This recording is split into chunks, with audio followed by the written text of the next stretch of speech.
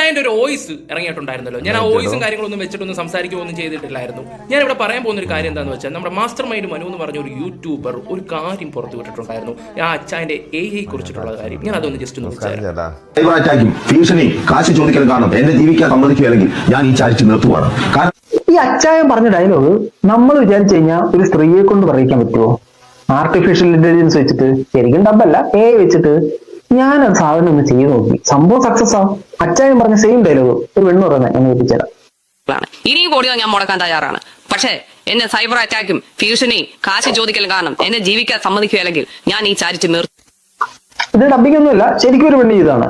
ഇത് ഡബിംഗ് അല്ലെന്ന് തെളിയിക്കാനായിട്ട് ഞാൻ ഇത് രണ്ടും കൂടെ മിക്സ് ചെയ്തൊരു വോയിസ് നിങ്ങളെ കാണിക്കാം. അച്ചായൻ പറയുന്നതും ഇടയ്ക്ക് ആ പെണ്ണിന്റെ വോയിസും ഇടയ്ക്ക് വീണ്ടും അച്ചായൻ പറയുന്നതും നമുക്ക് അതുകൂടെ കേട്ടു. പക്കാ സിംഗ് സാധനം.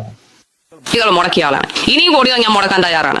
പക്ഷേ എന്നെ സൈബർ അറ്റാക്കും ഭീഷണിയും കാശ് ചോദിക്കലും കാരണം എന്നെ ജീവിക്കാൻ സമ്മതിക്കുകയല്ലെങ്കിൽ ഞാൻ ഈ ചാരിറ്റി നിർത്തുവാണ്. കാരണം എന്നെ ഇപ്പോഴും കുഞ്ഞുപോലെ സ്നേഹിക്കുന്ന എന്റെ നാട്ടുകാരെ ഞാൻ ഇവിടെ സംസാരിക്കാൻ പോകുന്ന കാര്യം എന്താണെന്ന് വെച്ചാൽ, അച്ചായന്റെ ഒരു വോയിസ് വന്നിട്ടുണ്ടായിരുന്നു, വെറും 13 സെക്കൻഡിന്റെ. അത് പുള്ളിക്കാരൻ മാത്രം സംസാരിക്കുന്ന ഒരു വോയിസ് ആയിരുന്നു. ഓപ്പോസിറ്റ് നിൽക്കുന്ന ആളുടെ സംസാരമോ കാര്യങ്ങളോ ഒന്നും ഇല്ലായിരുന്നു. വെറും 13 സെക്കൻഡിന്റെ വെറും വീഡിയോ മാത്രമാണ് വന്നിരിക്കുന്നത്. അത് ഇതുപോലെ ചെയ്തതാണെങ്കിലോ?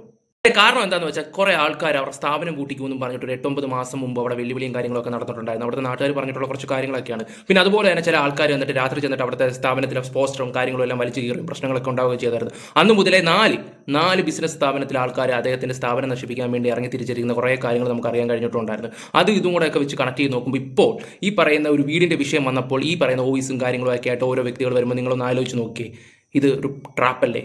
ഇന്ത്യൻ പ്രധാനമന്ത്രി മോദി വരെ ഇതുപോലെ വീഡിയോ വെച്ചുകൊണ്ട് ആൾക്കാർ ഇങ്ങനെ തട്ടിക്കളിച്ചുകൊണ്ടിരിക്കുക. പിന്നാണോ ഈ അച്ചായൻ്റെ ഒരു വോയിസ്? എത്ര വീഡിയോസുകൾ ഇപ്പോൾ ഇവിടെ കാണുന്നുണ്ട്. ഇപ്പം ഏതാണ് മനുഷ്യൻ ഏതാണെന്ന് പോലും തിരിച്ചറിയാൻ പറ്റാത്തൊരു അവസ്ഥ ഇങ്ങനെ വന്നുകൊണ്ടിരിക്കുകയാണ്. സത്യം പറഞ്ഞല്ല, എനിക്ക് ആ ഒരു വോയിസ് ഇപ്പോൾ, അതായത് വെറും 13 സെക്കൻഡിൻ്റെ വോയിസിൽ ഇപ്പോൾ എനിക്ക് നല്ല ഡൗട്ടും കാര്യങ്ങളുണ്ട്. അത് ഫേക്ക് ആണെന്ന് ഏകദേശം കാര്യങ്ങളൊക്കെ ക്ലിയർ ആയി വന്നുകൊണ്ടിരിക്കുകയാണ്.